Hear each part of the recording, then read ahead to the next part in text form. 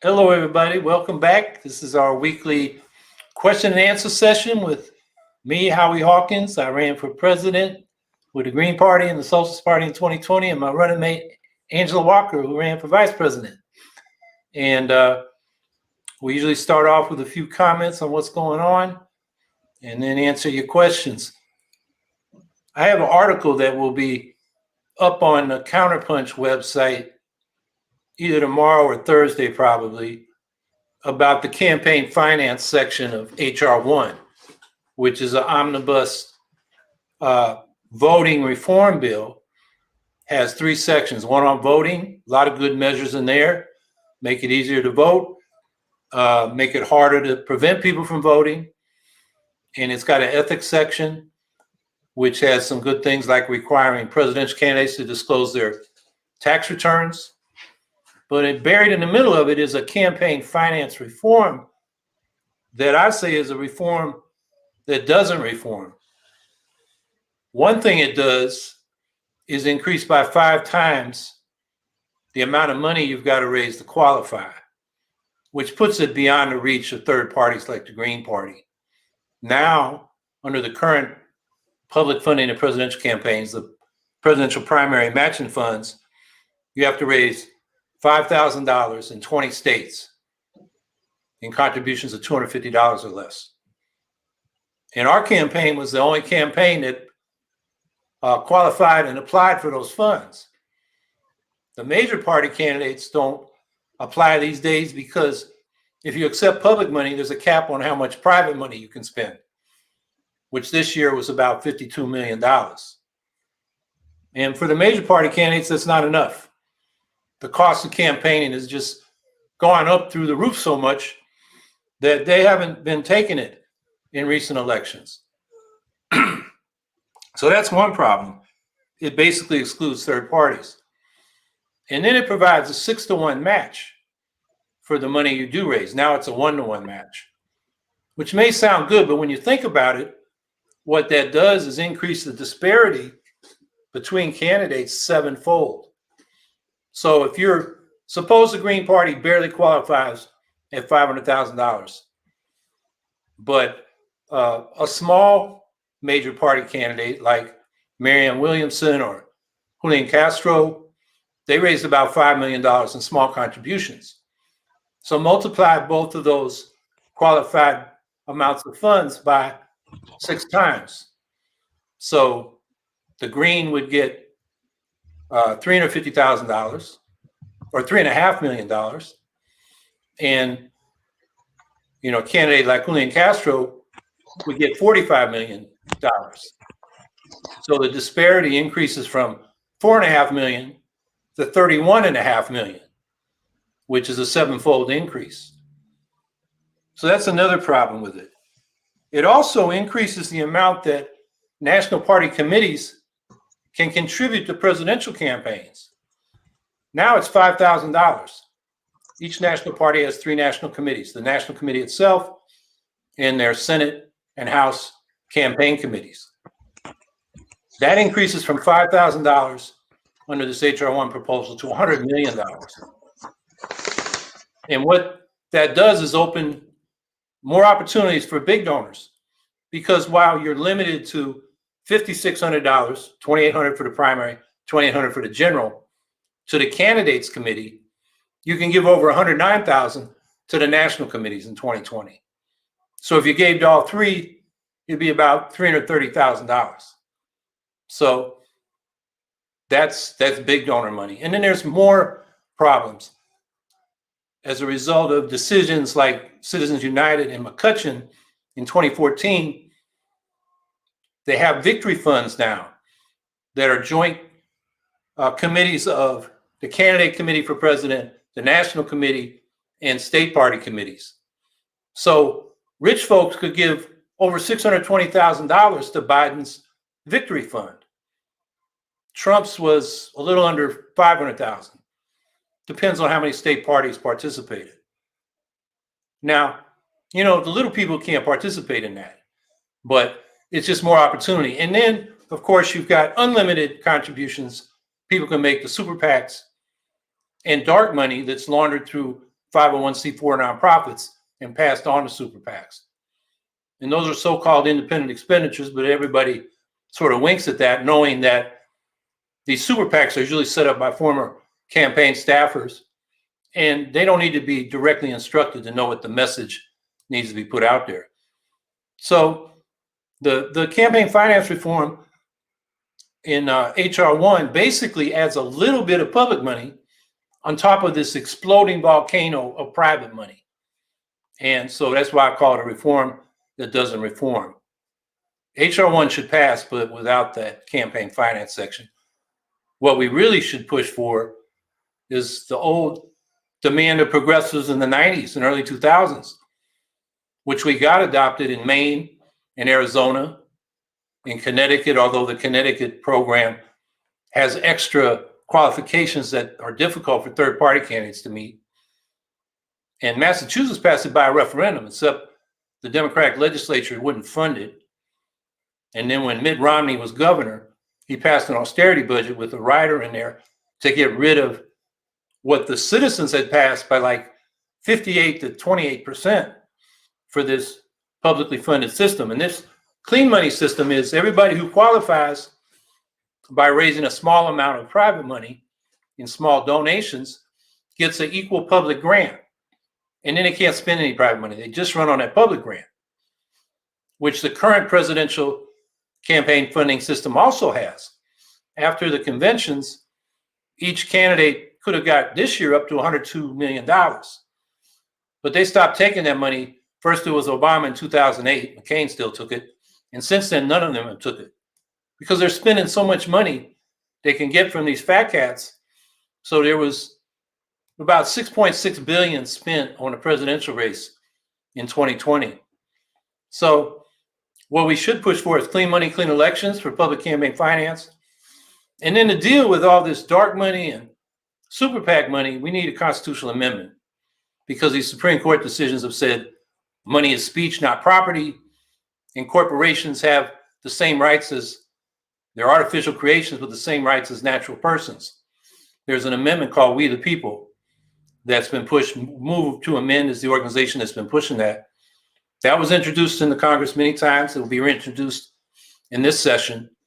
And what that would do is end the Supreme Court imposed doctrine that money is speech and that corporations have constitutional rights like people.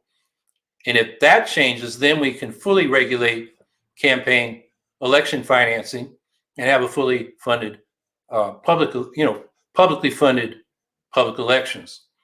So that's where we should be moving. And I'm afraid people aren't paying close attention to this campaign finance reform in HR 1. And it's going to be a reform that doesn't reform. So it looks like we got public campaign financing and it's token compared to all this massive amount of money, some of which we don't even know where it comes from, that's going into our elections. And it's not just presidential elections. There have been stories recently in the New York Times and other New York City publications about super PACs getting involved in the mayoral primary this year and just swamping. They have a public campaign matching fund system, but it's getting swamped by this super PAC money. So that's one thing that I've thought about and wrote about this last week. It'll be up in Counterpunch in the next day or two. And the other thing is, really angers me that in this COVID relief package, they may drop the minimum wage, bringing it up to $15 an hour by 2025, which is still a poverty wage now and will be in even more so in 2025. So the latest thing I heard is Senator Manchin from West Virginia wants to compromise. Let's raise it to $11 by 2025, which is going to keep a lot of people working full-time in poverty. So, these two big parties, they don't get it. They don't know what, working people are going through. So, Angela, that's what I've been thinking about. What's on your mind?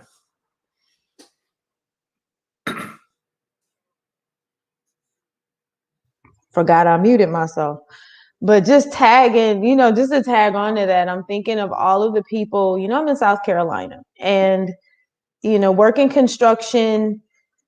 We got rained out last week. Like we had a whole week of rain, which meant a whole week I didn't work. And trying to get partial unemployment is an utter nightmare. So, all of the folks that are going through this and, trying to keep their heads afloat during this pandemic, being laid off or terminated, just know, I'm right here with you. We're back to work now. The sun is shining, but my God, this is a hot mess. So, and $11 an hour. I'd love to sit down with Mr. Manchin and have a really good, gentle discussion with him about how absolutely insulting and stupid a measure like that is. When, like Ms. Leo said, we need to be at $30, $25, $30 an hour now to adjust for inflation. So this is trash. And I'd be happy to tell them that. I want to shout out to our homie, our green sister, Tina Voss, down there in Texas. I'm glad to see that you're making it, you're doing okay. My homie Kate is there, my cousin Sonia is there. So all of y'all that are in Texas trying to hold on. Just know that we love you and we are thinking about you. I want to thank Mrs. Marsha Coleman Adebayo one more time, who joined us, and a whole lot of y'all Green family were with us on Saturday for what I think was one of our most powerful live streams yet. We were talking about, love you too, Vladimir. You just hold your head.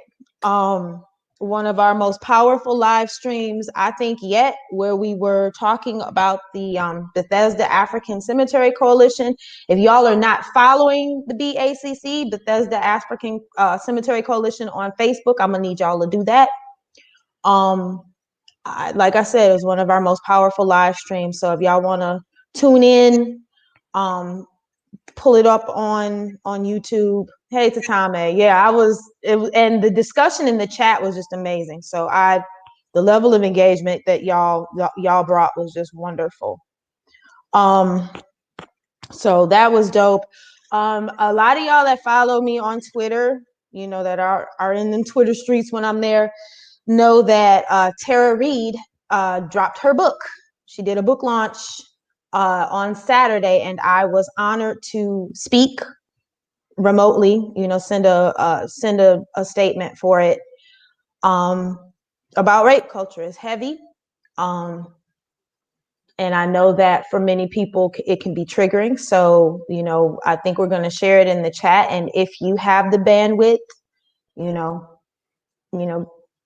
I would be interested to see what you have to say about my statement. So if you have the bandwidth and it's not going to be triggering for you to watch it, because again, content warning, it is about sexual assault and rape culture. And I am a survivor of those things. So that is what I spoke about. And if it will not trigger you, I would be very interested to, receive your comments on that. And South Carolina Tings, my homegirl, Gara Brown was, hey sis, shouting out South Carolina. Of course, that attempt to completely ban abortion in South Carolina was immediately met with lawsuits, which I was cheering. They knew that was going to happen. It's happened in every state that they've introduced this trash in. So here we go, it's tying up time and money, but we're, the fight back is immediate. And also, South Carolina is also considering adopting hate crime legislation, a la Georgia and some other states. I need to do some more reading into it. I know that there are a lot of corporations that are eager to sign on, which of course makes me nervous, because anytime a bunch of corporations are gung-ho about something, I'm worried. And, at the end of the day, it's not about civil rights. It's about protecting their bottom line. The stuff that happened in the streets, the rebellion scared the corporate folks. Imagine that. So I'm going to do some more reading on this hate crime legislation, what it will entail, and get back to y'all about it. But it's a hot mess. So just, here in South Carolina, under South Carolina Teams, that's what we got going on.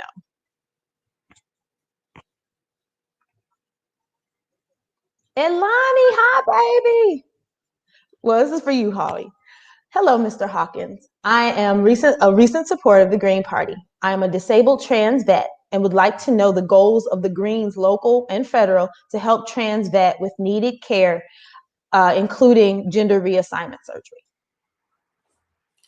Well, we support the VA and a Medicare for all system as a community controlled national health service, providing all those services to trans people. And we've been asked to make a statement by an organization of trans active duty people that will come out next month, and we're going to do that. So, what we need to do is get the healthcare system, both the VA and the whole healthcare system, covering all medically necessary services at no cost to the consumer, the patient, have it funded through progressive taxation, and have it under community control so that the local administration of healthcare, including VA hospitals, are under control of the patients. So we would have locally elected boards elected by also the healthcare workers. They get 1/3 of the seats. The patients, the public gets 2/3, so that the system is responsive to the patients and also has the expertise of the healthcare providers.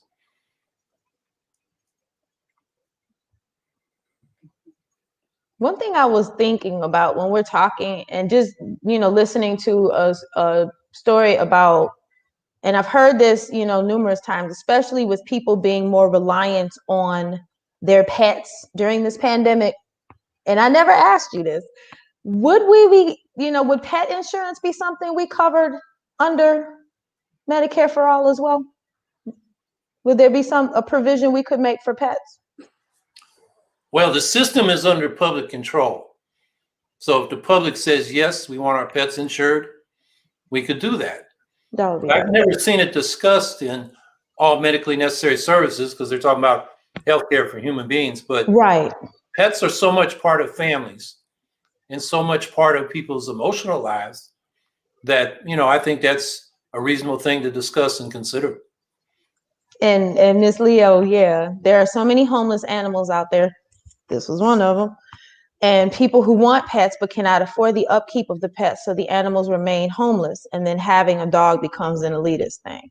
And I think that's very real. I had space, and this little dog was wandering around, and I could take her. I have a reasonable income when we're working, but for people who are struggling right now just to keep a roof over their heads, this is a very, very big thing for a whole lot of people that have companion animals. So yeah, that's real. Hey, Vladimir. How does the Green Party utilize ranked choice voting in areas that are introducing it? And I'm thinking about Maine. Yeah, well, we participate and we're happy about it. I got my highest, or Angela and I got our highest percentage of the vote in Maine where they had ranked choice voting, substantially higher than any other state. Because people, even in this strong anybody but Trump environment during 22 on the progressive side, in Maine knew they could vote for us without it helping Trump. I think the exciting thing right now is there are campaigns going on in 20 states to push ranked choice voting. I mean, I first learned about ranked choice voting when I heard, when I first took Black history, it was still called Negro history in my high school back in the 60s. And I learned that the radical Republicans were thinking about and tried to get proportional representation introduced, particularly in South Carolina, where the conflict was particularly violent. And they thought that would give everybody reassurance that they'd get their fair share of representation instead of winner take all, plurality voting. And so, I've been exploring it ever since then. That was fall 1967. And so I've been around that long, considering this. And after this election, I mean, in 2020, we got 6 more cities in the state of Alaska to adopt some form of ranked choice voting. There are now 38 cities in 2 states. I think this is an idea whose time has come. And the fact that we have so many people participating in these campaigns in 20 states is very encouraging. And for the left, not just the Green Party, but even the left in the Democratic Party, the AOCs, who once said in any other country she wouldn't be in the same party with Joe Biden, they have no power within the Democratic Party. I mean, she lost her attempt to get a seat on the Energy and Commerce Committee, which deals with Medicare for All and the Green New Deal, which are her issues, by a vote of the leadership body of the House Democratic Caucus, called the Policy and Steering Committee, by a vote of 46-13. And that tells you the progressives got no power, because there wasn't any threat that the progressive vote will go outside the Democratic Party. So Biden can take, and those corporate Democrats can take progressives for granted, whether they're inside or outside the Democratic Party. So ranked choice voting, for the first time, I'm hearing progressive Democrats, like from the Working Families Party, that have dismissed the Greens and ranked choice voting in the past, now writing about why we need it. Because if we don't get it, the dynamic's going to be progressives are going to settle for the centrist Democrats to stop the far-right Republicans, and the left gets marginalized. And we've had that going back to the Liberty Party in 1840. We've had 46 presidential elections where the left has rarely got more than 3%. And the few times it did, it still came in a distant third. That would have been the Free Soil Party in 1848, the People's Party in 1892, and the Progressive Party in 1924. So we got to change the way votes are counted. And the other thing, it's not just for single seats like president. You can have multi-seat ranked choice voting and get proportional representation in legislative bodies. And there's a bill to do that in Congress for House seats and Senate seats. Actually, they use ranked choice voting. It's called the Fair Representation Act. People should look at it. It hasn't been reintroduced in this session, the 117th Congress, but I expect it will be. But there's a bill you can look at from the 116th Congress called Fair Representation Act.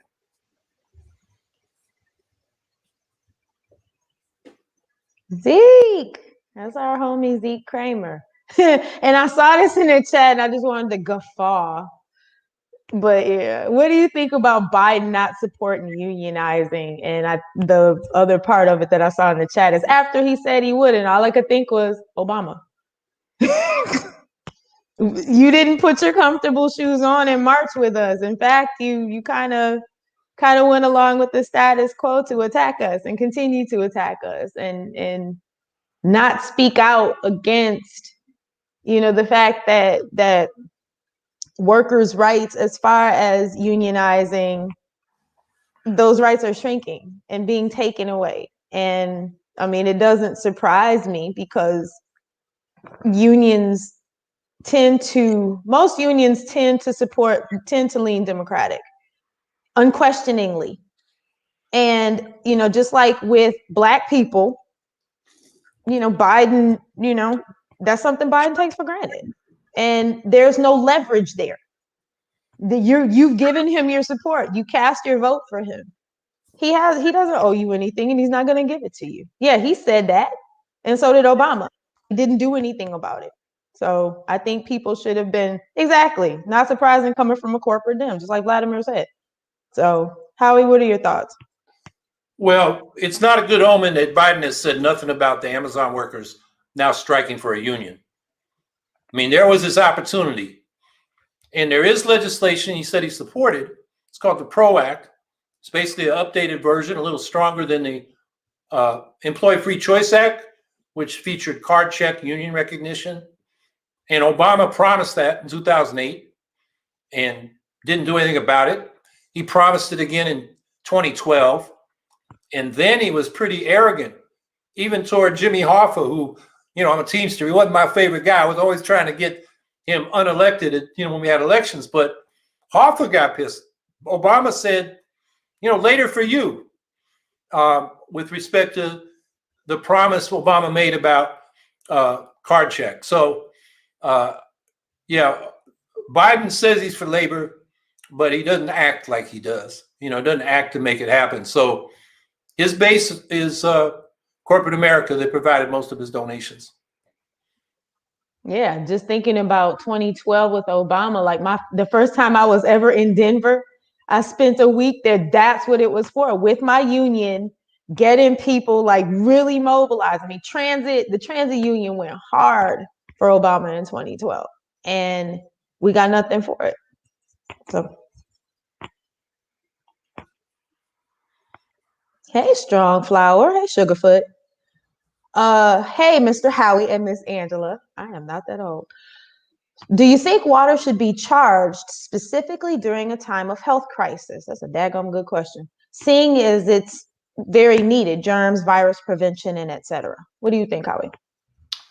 Well, reasonable, affordable user fees is not a problem, but in a crisis, you don't want people's water cut off for these public health reasons. And that's happening. Detroit is a terrible example of that.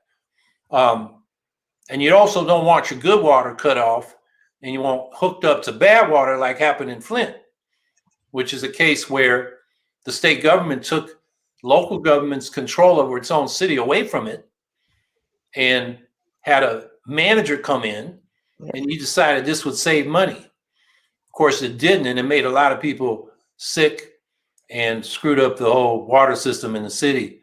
So, water is an essential need, and there should at least be, if you have user fees, a lifeline for people that are, impoverished to the point where they can't pay their water bills. So, yeah, water is essential, and everybody should have access. My thoughts exactly. Clean, safe water. I think we need to, and it's sad that we have to specify that, because Flint is not the only city in this country that has this problem, with these lead pipes. And I think you explained it. You and Cam, I think, really went in on that, Howie, last week when he was here, about the fact that there's a whole lot of cities where this is waiting to happen, if it has not already happened. I know my natal city of Milwaukee, this is a problem that we've got. And they were offering people who were affected water filters that you could affix to your faucet. But, a lot of people couldn't take advantage of that. So, this is, I think people in the coming days are going to have to be a lot louder about the fact that access to clean, safe water is a human right. Water is not a commodity. I hate to break their little hearts. Hey, Eric. I am considering running for mayor in my small city in the state of Florida. So how should I fight against the smears of defunding the police?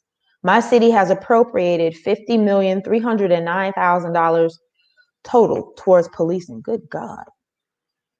What city are you in? My goodness. Yeah, that's about what my city of Syracuse spends. Really? Yeah, and we have a city budget of about 150 million, not counting the school budget, which is about double that. So about a third of our operating expenses go to the police. So I would suggest, say, first of all, we're talking about community control of the police. We want them to work for us. So we want accountability. We're not talking about review boards.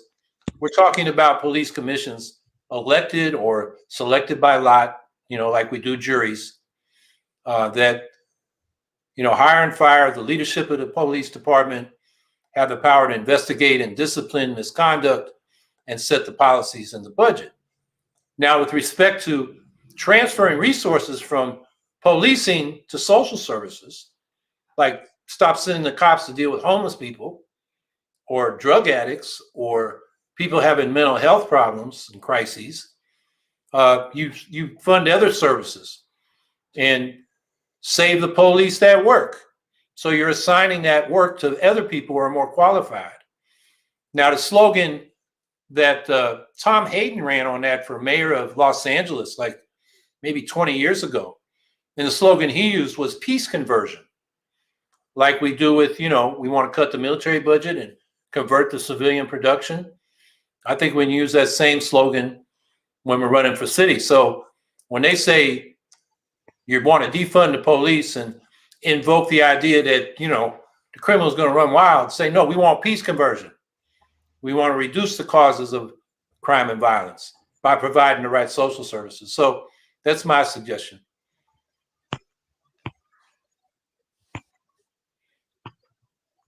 Hey, Ronan. Hey, Angel. Hey, fam. I am a non-binary youth in small town Colorado, and I have zero access to gender-neutral bathrooms in my high school. What can we do as young people to accommodate for people like me in schools? I think that one of the biggest things, it has to start from the top. And I think by top, I'm saying local school boards have to advocate for LGBTQ plus youth, gender nonconforming youth, gender non-binary youth. It has to come from the people who are making the decisions that come from schools first, I think. And they have to be decent enough to set the tone so that our young people can go to school in atmospheres that are non-threatening, where they're not being bullied. And I think there's a lot of education that has to happen.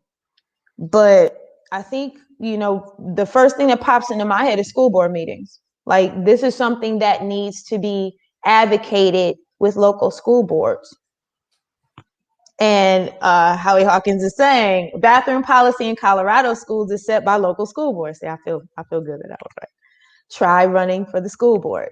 So folks who are, and I'll tell you, when I was still in Milwaukee, one of the most powerful things I was able to do, we were fighting a co-location because we have a lot of issues with charter schools in Milwaukee.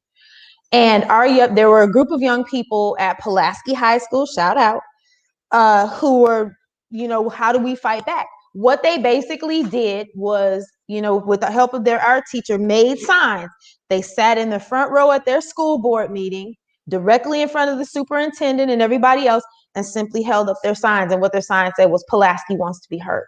But basically, they forced a meeting with all of the bigwigs of the school board, descended on their little class to find out. I mean, it was surveillance. They wanted to know what they knew. But long story short, as far as thinking about what young people can do, take your school board meeting over. Let them know what you need. And I think that there are people who, I want to say, I don't know, are there educators that you can identify that would help you do that? Can you organize among yourselves?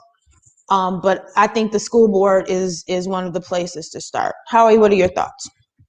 Because I just went around the world. Yeah, I think you pretty much covered it. I see a comment that Colorado is heavy religious and still, a lot of KKK energy there. That may be a problem in this town. And I think, you got to patiently explain to people, this bathroom politics gets really ridiculous. And people don't even understand what it is for, gender neutral or gender nonconforming youth. And their difficulty in just simply going to the bathroom. And, I break it down to that level and try to get people, put yourselves in their shoes or imagine scenarios where they can't go relieve themselves because of some rule that says their kind of people can't go. I think you got to connect on that kind of human level. And, it's tough in those communities, and sometimes you want to use humor and ridicule and, make them laugh at themselves for their ridiculous positions or make them feel foolish. But that's, you just got to kind of scope out the situation. And I think, the other suggestions Angela made are right. You've got to make it a public issue, whether it's going to school boards or running greens for the school board when those elections come up, and making this one of the issues. And also, I mean, just to tag on to that, one of the things that I'm also thinking is that this isn't, it's not just an issue like I need to go to the bathroom. our young people who are trans and who are gender nonconforming, and also non-binary youth, they're also running the risk of being harmed, physically harmed, with this. So I mean, when we're talking about, and I want you to know that, you know, it's serious. You know, when we're talking about what happens with young trans folks and folks who are gender nonconforming, who are non-binary, there's also the risk of physical harm that happens to them. So I want, you know, if you can take over your school board meeting, and like Howie put in the chat, you know, reach out to the Colorado Green Party. And there's dope folks that can support you in that, because that's where you are, and that party's pretty strong. Yeah, it's definitely for you, Howie. Kenny Santiago, views on Georgism, which is land value taxation. I'm starting an environmentalist group in Los Angeles with the United Youth Coalition advocating for different taxes. Yeah, I think land value taxation is a reform we should fight for. What it does is collect the unearned income in rents that owners of land get because of social investments in around a property. Could be public transportation, could be just the gentrification of a neighborhood.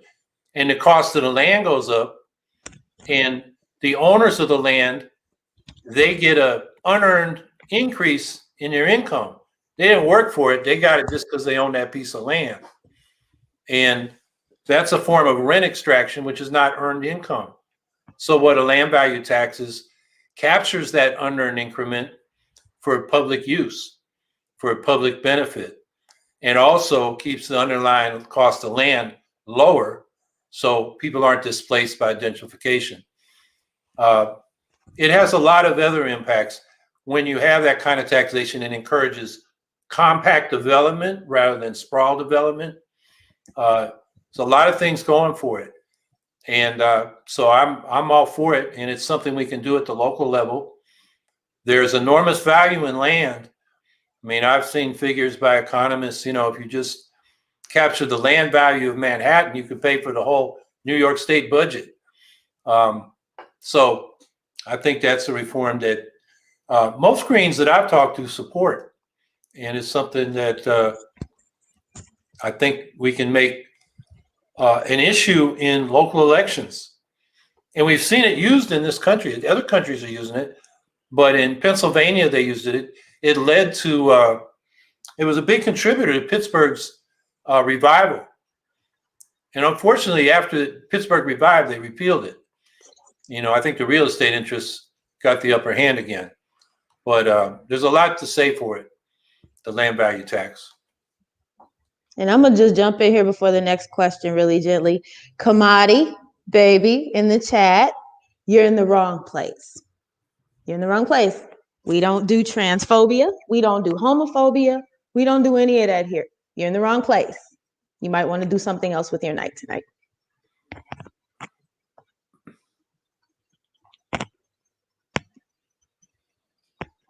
We can take that next question now. Ernest Pena, hey baby. I want to run for state legislator for New Mexico. How do I go around the favorite New Mexico Democrat talking point that we aren't ready to legalize ready to legalize recreational marijuana yet? That's a good question. Well, I suspect that the people are way ahead of the politicians. They are in most states, they are nationally, and I would expect they are in New Mexico as well. So the way to go around it is say the Democrats are denying what the people want and cite the public opinion polls. And if the public opinion polls aren't on your side, then you got to make the case that this will stop sending people to the criminal justice system for a substance that's less harmful than alcohol and tobacco. And it's a waste of public money and ruins a lot of people's lives. And I think, you know, you can make that argument. That argument, as many people can see, is why the public is now saying, yeah, we want to legalize recreational marijuana. So I think the people are there, but I'm not sure about your district in New Mexico, but you got a good argument even if the people aren't there yet.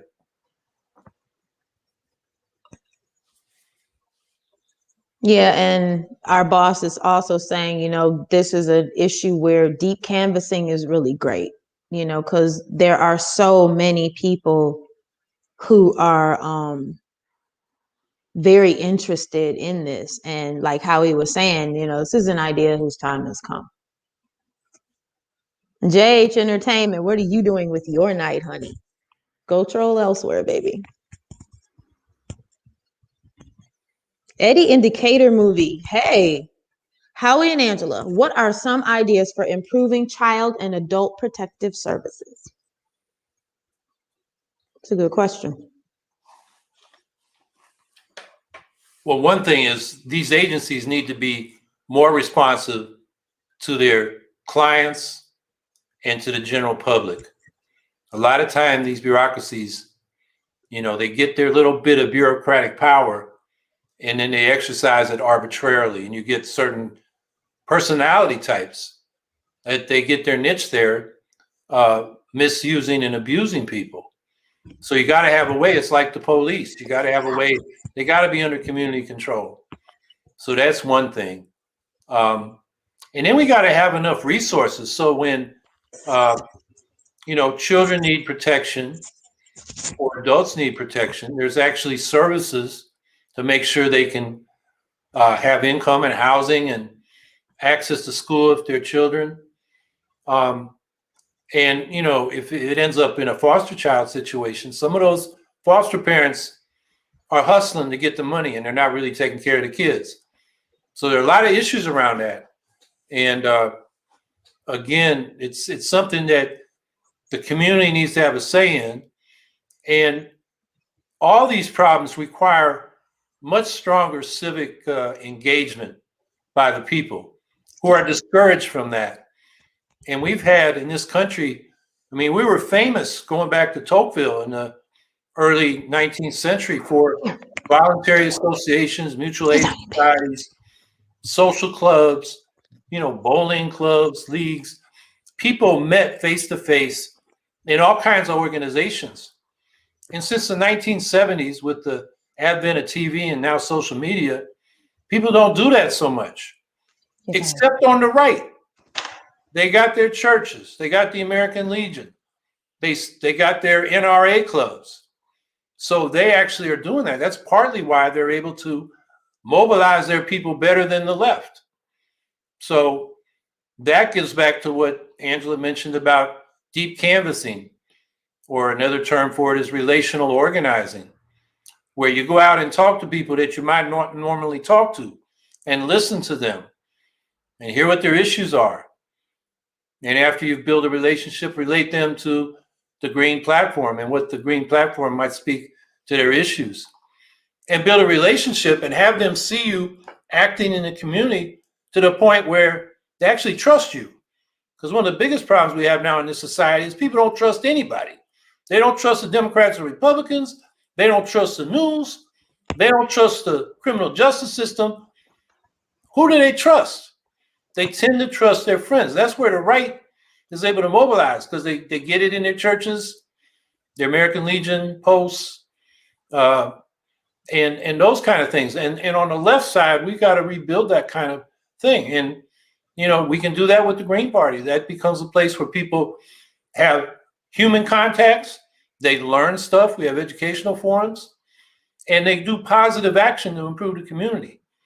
And a lot of people, they're looking for an outlet. I can't tell you how many times.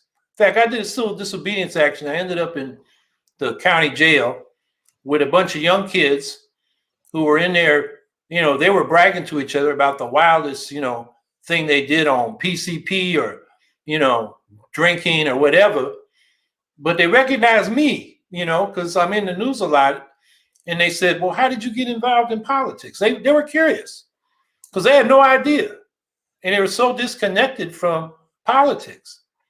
And unfortunately, I couldn't give them an easy way to get involved because we don't have that kind of grassroots civic and political organization that we need. So people are atomized and very easily manipulated by the mass media. So that gets back to, you want to improve any problem in our community, whether it's child and adult protective services or anything, we got to have a population that is engaged and informed and feels their power.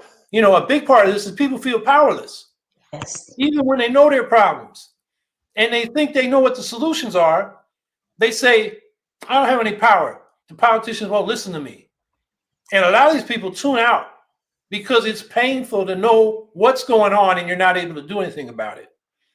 So again, the grassroots organizing is so important, and it's what we got to focus on the left. Because right now, people, they just listen to the TV or the social media, and they're not getting too much of their information from a positive force in the community. That's what we got to be. And I think one of the other things that this question ties to is the fact that we have a culture that does not value children.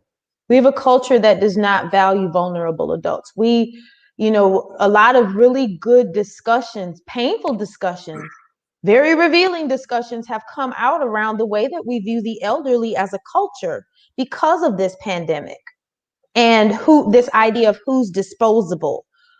People with disabilities, the triage that happened, during the early parts of the pandemic, and in some places is still happening, deciding whether someone deserves the ambulance or someone deserves, to be in line for the vaccine first. Don't you pee over there.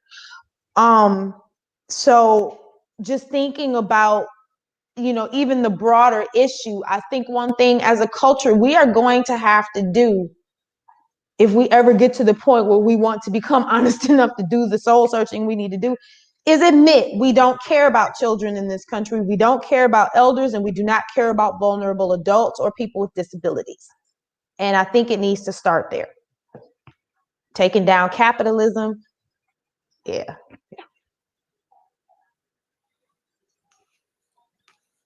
Nick Osterman, or is it Osterman, boo? Let me know.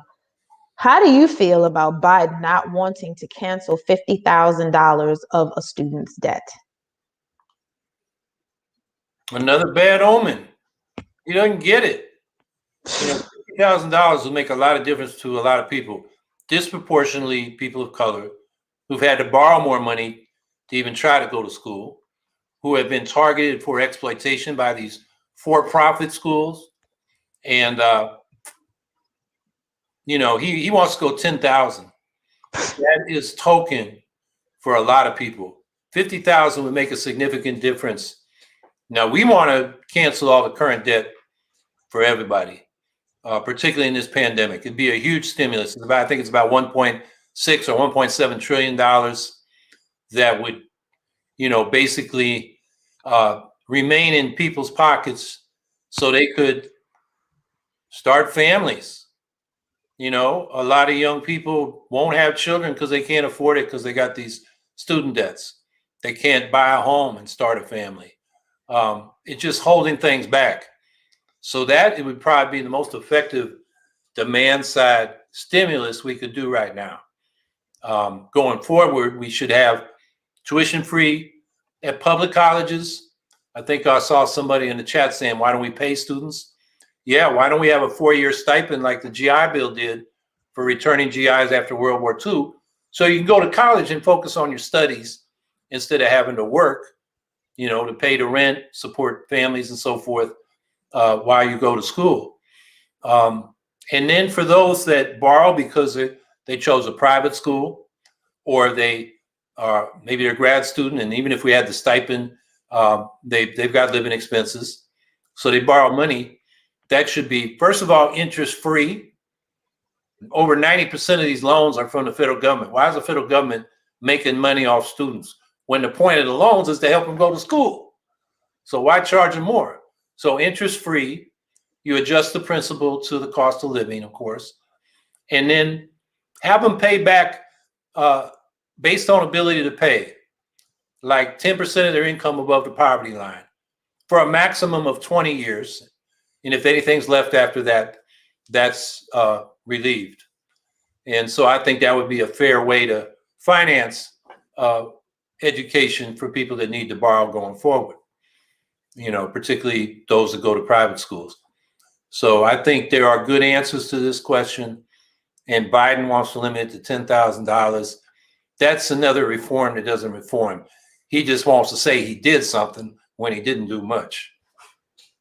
Smoke and mirrors. And I'm also thinking of the fact, I'm here for debt jubilee. At some point, I'm going to be writing a position paper on that very soon. Debt jubilee. I mean, the resources that I've been looking at are pointing to the fact that if we do not want to avoid a major depression, at some point we're going to have to do this. And the fact that, I think a whole lot of people need to understand that this has been done. Complete debt forgiveness has been done. And it has been done, since ancient times. The world does not stop ending because you wipe off people's, abolish all debt and start over again and do a reset for your community or nation or whatever. This has been done. There is plenty of precedent for it. So, and also thinking of the fact that, I went to college like 1,008 years ago.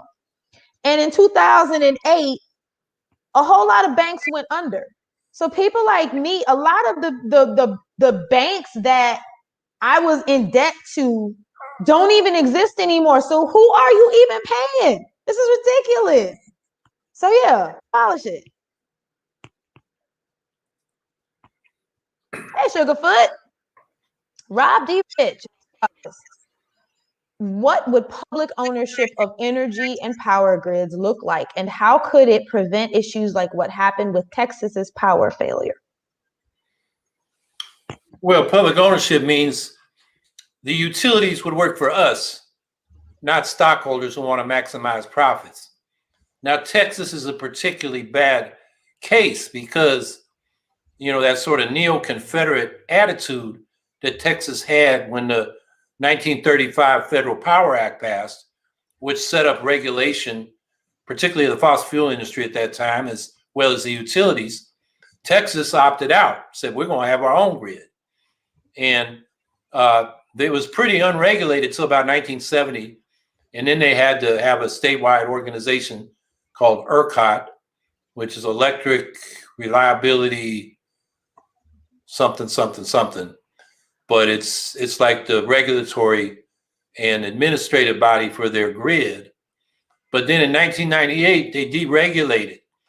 And so the objective became to deregulate the retail market. So instead of buying from the natural monopoly or incumbent utility, you could buy from energy service companies like Enron, which, scammed a whole lot of people back about 20 years ago. And Enron and companies like that, a lot of them fly-by-night local operations, scam tens of billions of dollars from ratepayers in Texas because basically they always promise lower rates, but in the fine print, they jack them up and you get screwed. And a lot of people got screwed. So tens of billions of dollars were made off the ratepayers. And while they're focused on trying to administer this deregulated retail market, they neglected investing in the hardware and software of the grid. So when this situation came up, first of all, they hadn't done the investments like weatherizing their power plants. I mean, one of the nuclear plants had to shut down because the intake pipes froze and they couldn't cool the reactor. Natural gas plants had to be shut down because their instruments were freezing. There wasn't enough supply of natural gas in the pipelines because this, agency was worried about the retail market where they rip off consumers rather than the actual infrastructure. So in a public system, you would elect the leadership and they would answer to you. So what it would look like would be basically a community-controlled public energy system where you have locally elected energy boards that federate at the state and national level, and they would administer the utility, the generation, and they would be planning agencies. So you could integrate them. They could do other things like, as some utilities have done, set up community broadband, universal access, public power utilities. We have over 2,000 of them in the country. They're mostly municipal, including in Texas. I mean, 15% of Texas customers get their power from municipal utilities. A lot of those utilities have provided other services like community broadband. So you can expand the services. You could integrate it with your public transportation system. Ooh. So you're reducing the amount of energy you need and resources you need to move people and freight around the community or around the state or around the nation. So you need a public energy system. Energy is basically a natural monopoly. You don't build alternative sets of wires and pipelines to get energy to where it's located. There's a natural monopoly. That's the first thing that should come under public ownership. So we're talking about a decentralized, democratic, federated system of local public power utilities that coordinate at the state and national level from the bottom up. And we need that to do the Green New Deal. These right wingers in Texas are acting like me or AOC or somebody snuck into Texas and implemented the Green New Deal when they were looking somewhere else, maybe at the stolen election. And they turn around and they say, oh, some of the wind generators froze up. Well, the wind generators and the solar panels were only about 10 or 15% of all the power in Texas. It was that fossil fuel industry, which Texas politics is beholden to, that failed Texas. So, yeah, they didn't have a Green New Deal in Texas. They need one now. Hopefully people can see why.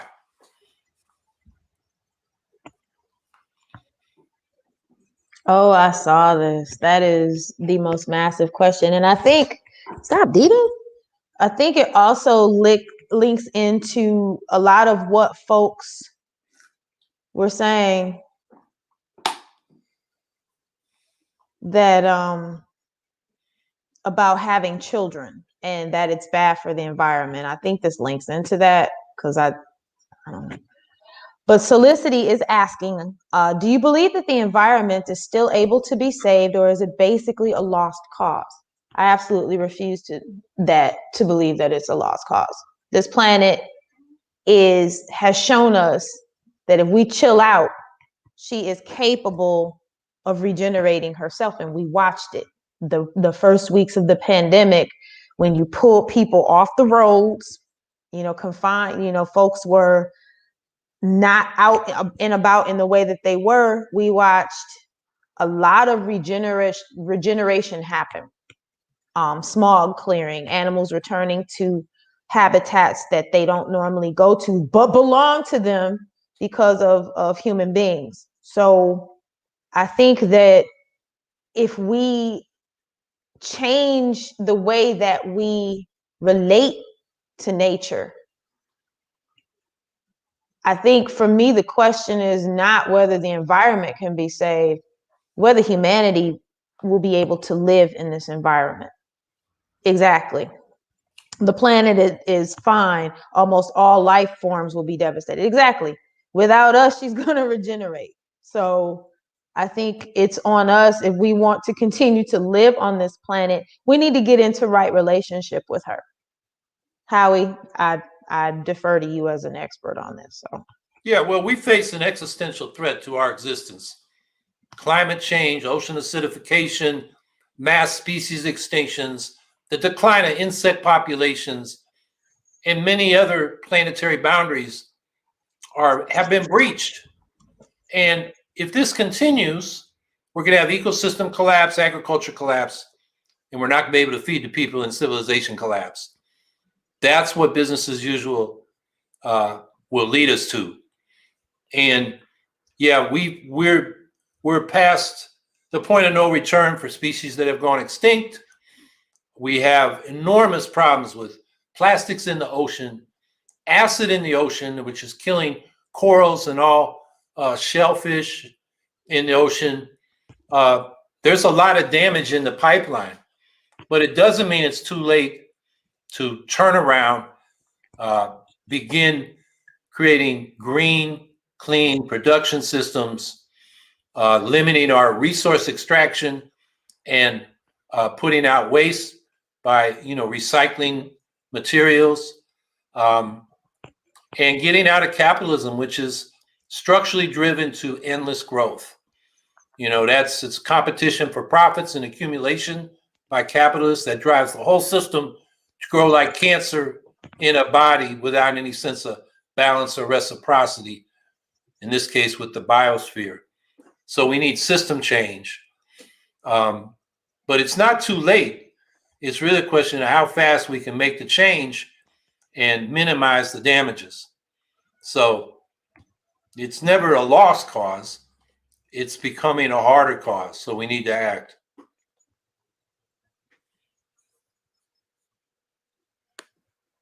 And I'm just thinking about the link to, where folks are like about children, being that I now have 7 grandbabies, and just thinking about, babies have never been the problem. Capitalism has been the problem. Children are not a problem.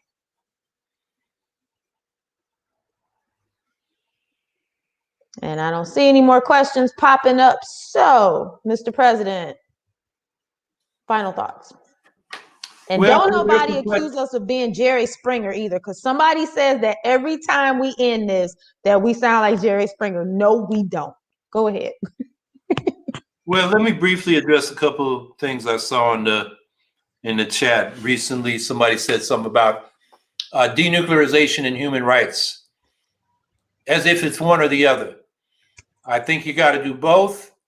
When you engage in a country like North Korea or China or Russia and deal with the nuclear issue, you don't link the issues. You deal with them on separate tracks. So it means you don't stop talking about nuclear disarmament or denuclearization until they do some human rights stuff. You do that, you're never going to get to the denuclearization. And that kind of hard posture reinforces the repressive nationalism of these repressive countries, because they can then say to their people, the US is out to get us, we got to be repressive. So it's counterproductive in terms of human rights. Somebody asked about Cuomo and AOC. Did she vote for Cuomo or me? Unfortunately, in 2018, after she had won the primary and was the expected congressional candidate, she went running to CNN after the Democratic primary and said she's voting for Cuomo and all the Democrats. And she had a come to Jesus moment with DSA on that, because they weren't happy about that, as of course I wasn't. But that's what she did. Now she's saying she's critical of Cuomo now because he's got this nursing home scandal where a lot of COVID deaths happened, and they encouraged people who had been in the nursing homes, who go into the hospital, and then to go back to the nursing homes when they were still COVID positive, which spread it in the nursing homes. So, and then they weren't forthcoming on the data. So Cuomo's in deep trouble right now. Republicans want him impeached. Democrats want to censure him. One of the more progressive Democrats who Cuomo attacked way back when this started, and he was calling attention to this problem, he wants to impeach Cuomo. So Cuomo's got some rough times now, and Cuomo and AOC's been piling on. Somebody asked about RCV. I just wrote down ranked choice voting. I think it's something we need to emphasize. I think I talked about it earlier. I've been on 3 programs already tonight, but I think we get ranked choice voting, and the Greens and the left will have room to operate politically. And then the other thing that somebody asked about the schools and Biden. And this week, this is another thing I could have talked about. His appointees are insisting that these high stakes tests be conducted this year after the COVID pandemic. Now, high stakes testing is the Trojan horse to get charter school privatization. And a lot of the people, not his top person, but people at the next level, a lot of them come from groups like, what do they call it? Teach for America. Educational Reform. And Angela knows those people from Milwaukee. And so this privatization, this high stakes testing movement that goes back to Bush and was accelerated by Obama and his education director or secretary out of Chicago, whose name is escaping me right at the moment, is continuing with Biden, unfortunately. So we got another issue there. It wasn't Arnie Duncan, was it? Arnie Duncan, yes, thank you. So those are my last thoughts. We got a lot of issues. Man, and I'm looking in this chat, and Tanner Huntsman is asking about on the minimum wage. I support it. However, if the minimum wage increases, will more people be lazy and not get a higher education? Baby, I need you to understand how classist what you just said is. Everyone is not meant to be on the college track, first off. Number two, some of the most hardworking people in the world are people who are currently not being compensated properly for the work that they do. All of this lip service we gave during this pandemic to essential workers, my whole response is F you, pay them. I don't want your thanks. Give them money. Give them health care. Give them PPE. So just because someone is not college educated does not mean that they are lazy. I don't care if you clean toilets for a living. You need a living wage, and you need it now, plus benefits and everything else your family needs. So let's not be classist here. And from what I've seen, the low-wage workers are the hardest working people in the country because they can't live on one job. They're working multiple jobs, getting treated disrespectfully by supervisors and companies they work for. They tend to be people from immigrant and minority backgrounds who are, discriminated against. Those people work hard. I live in a low-income community. At 5 and 6 in the morning, these people are going out to work, and they're coming back now when it's dark, after their second job. So, or they're working the night shift and I just know like a Cuban immigrant. This woman worked in a factory during the day, took a couple-hour nap. She goes out to UPS and unloads trucks. She takes a couple-hour nap, and she's back at that assembly plant. And that assembly plant, we have sweatshops now in this country.